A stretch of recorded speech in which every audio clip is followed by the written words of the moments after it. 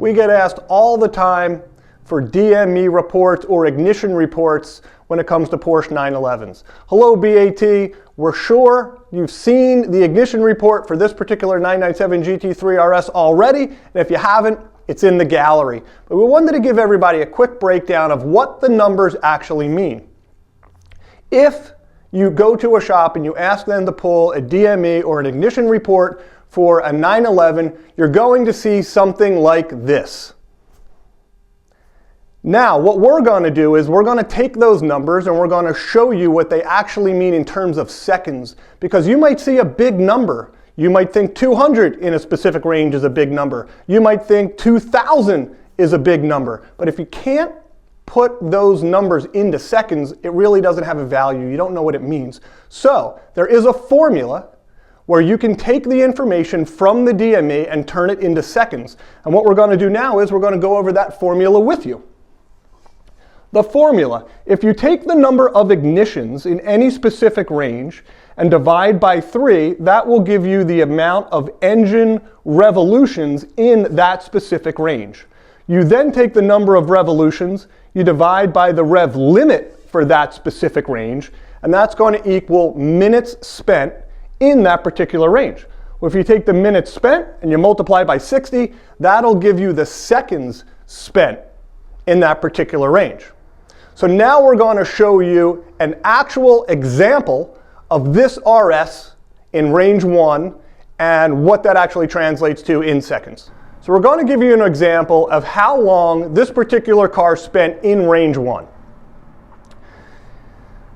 Range 1 shows 461 ignitions. If you divide that by 3, you get 154 revolutions. You take your 154 and you divide by the rev limiter for range 1, which is 9,000 RPM. That's going to equal 0.017 minutes in that range. Well, if you take that and you multiply it by 60, you get 1.02 seconds in range 1. 1 second in range 1 is what 461 ignitions equal on a 997.1. Now to me, that does not seem like a lot of time. When I break it down into seconds, I know what the ignitions actually mean. Now I can determine, am I okay with a car that spent 1 second at 9,000 RPM? I am, but there's also another side of this. People want to know, are there ignitions in range 5 and 6? And the reason is 5 and 6, or ranges 5 and 6, are above the rev limiter. So the only way you can get above the rev limiter is typically a missed downshift. The engine now spikes past the rev limiter, and people want to know if that did damage to the engine. So now we're going to show you how many ignitions and how much time this particular car has spent in range 5.